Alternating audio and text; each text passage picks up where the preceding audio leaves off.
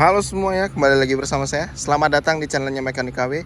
Jadi kemarin itu sempat saya bikin di beberapa video dalam YouTube, TikTok, sama Instagram, bagaimana cara mengecek mobil kalau kalian pengen beli second agar terhindar dari segala bentuk kerugian. Sampel misalkan bekas laka atau bekas banjir lain sebagainya. Bagaimana cara mereka mengakali mobil yang bekas tabrak. Nah, di sini di beberapa video kemarin saya udah jelasin juga. Kemarin saya ambil sampel di Innova, Pajero, Fortuner. Nah, sekarang mereka minta saya sampel di mobil saya sendiri. Jadi alhamdulillah ini adalah mobil saya sendiri. Ini Avanza S manual tahun 2011. Saya ambil langsung dari sana, titip sama teman karena dapat kondisi yang lumayan segar kemarin di Jakarta. Makanya saya bawa gendong ke Pekanbaru. Sekarang kita sampel ini mobilnya. Bagaimana cara ngecek mobil bekas laka. Nah, ini awal kita buka dulu bonet atau kap mesin. Nah, biasanya mobil bekas laka itu kalau tabrak depan ya, kita bisa tandai dari tulangan bullhead ini. Nah, ini namanya tulangan bullhead. Ini sampel kalau untuk Avanza tahun 2011. Di bullhead ini biasanya nih kelihatan ya, sini ada las-lasan. Di sebelah sini juga ada las-lasan titik seperti ini. Nah, teman-teman tinggal pastikan bahwasanya las-lasan ini bentuknya masih utuh dan seperti cetakan pabrik. Lihat juga bulatan-bulatan yang ada di bullheadnya ini, semuanya masih presisi, tidak ada bekas ketok nih. Nah, itu bisa menandakan bahwasanya mobil tersebut kondisinya masih orisinil. Dan terus ditandai juga dengan busa radiator yang belum terlepas. Logika sederhana aja, misalkan ada kejadian kecelakaan di depan, otomatis ini repair tulangan bullhead atau diganti, busa ini tidak ada. Ini salah satu indikasi mobil bekas laka atau bekas banjir. Biasanya kalau saya bekas laka, sorry. Nah, terus ditandai lagi dari baut kap mesin yang belum pernah dibongkar seperti ini. Nah, kalau baut kap mesin belum pernah dibongkar seperti ini dan sealernya semua masih orisinil seperti ini, dia ditekan pakai kuku bisa, tidak keras, dan cetakannya itu simetris seperti ini. Nah, seperti ini juga kelihatan ya. Nah, itu bisa mengindikasikan bahwasanya mobil tersebut terbebas dari bekas benturan depan. Oke. Bagaimana kalau samping, Bang? Oke, samping kita cek. Sebenarnya saya pengen pakai thickness sekarang ngeceknya. Cuman berhubung nanti teman-teman yang ngecek kan rata-rata ada yang pakai thickness, ada yang enggak. Nanti kalau manual kan kalian ngeceknya kayak gini. Nah, otomatis kita bakalan ngecek manual aja. Jadi dicek juga kalau teman-teman pengen lihat sampingnya ini bekas laka atau enggak. Teman-teman tinggal lihat nih. Sambungan antara panel ini harusnya presisi, simetris, tidak ada yang berlebih, tidak ada yang berkurang. Pasti rata semuanya. Seperti itu ya. Pasti rata. Terus tidak ada bekas-bekas dempulan. Biasanya kalau teman-teman pakai kuku biasanya kayak gini kan. Nah, didengar aja suaranya agak ngaleng gitu, ringan, suaranya nggak berat gitu ya. Kalau saya alat ada thickness sebenarnya, cuman nggak enak aja gitu. Saya nyontain pakai thickness, sementara teman-teman nanti mempraktekannya secara manual. Jadi saya bikin video ini manual seluruhnya. Terus perhatikan lagi di pintu biasanya, kalau ada bekas kecelakaan biasanya di sealer pintu ini sudah rusak atau di repair lagi sama mereka. Nah, ini pastikan kondisinya seperti ini. Habis itu di pilar A, pastikan juga kondisinya seperti ini. Nah, ini teman-teman bisa lihat ya. Jadi dia las-lasan pabriknya itu masih ada.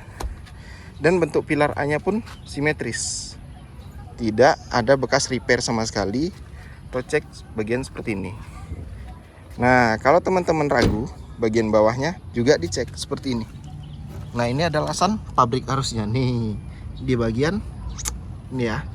Nah, ini kalau kayak gini ini namanya benturan, tidak termasuk kecelakaan.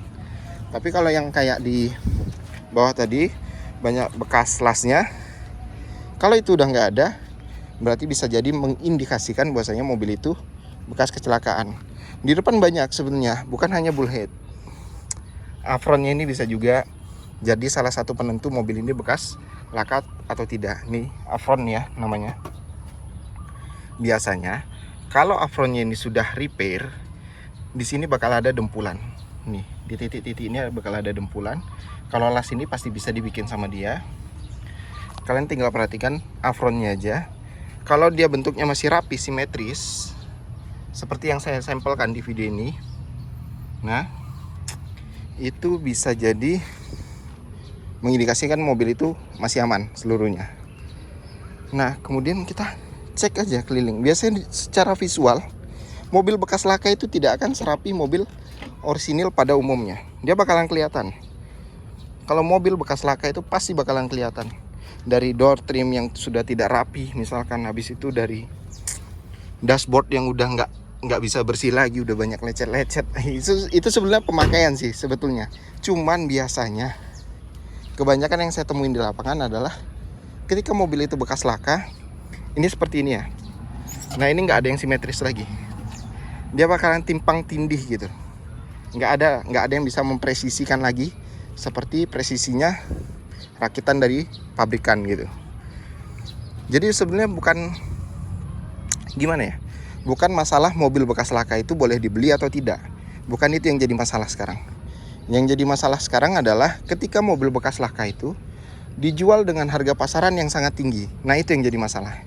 Karena kita tahu sama tahu, membeli mobil second ini ada harga ada rupa. Kenapa mobil ini saya beli 120 juta? Karena kondisinya memang full orisinil. Kilometer kemarin saya beli ini masih di 60.000, full service record auto 2000. Itulah kenapa mobil ini kemarin terbeli mahal sama saya. Kenapa terbeli mahal? Ya memang mahal. Kalau saya bilang memang mahal karena pasaran di Pekanbaru sendiri, kalau mobil Avanza S old seperti ini 2011 paling kencang orang jual hanya 105 juta atau 110 juta. Tapi kenapa di Jakarta saya berani ambil ini 120 juta? Karena kondisinya juga bagus. Nah itu yang jadi masalah. Takutnya itu nanti jadi gimana ya, para mafia, pemain-pemain nakal ini menjual mobil bekas laka dengan harga yang tinggi. Itu yang ditakutkan. Terus mereka tidak jujur dengan kondisi mobil yang ada. Kalau misalkan nih mereka jualan, bang ini mobil harga murah, tapi mobil X laka atau X banjir gitu, nggak ada masalah, mereka jujur. Tapi kalau tidak ada keterbukaan di sana, nah nanti justru yang beli ini, yang sudah menabung tahun-tahun, bertahun-tahun, habis itu malah dapat mobil yang tidak bagus dan tidak sesuai dengan keinginan yang dia mau. Oke ya. Sebelumnya nggak ada masalah jualan mobil bekas laka, bekas banjir, saya udah sampaikan di beberapa video saya. Yang penting ada harga di sana. Ada harga, setiap kondisi mobil itu ada harganya semua. Oke ya, terima kasih yang sudah saksikan video ini.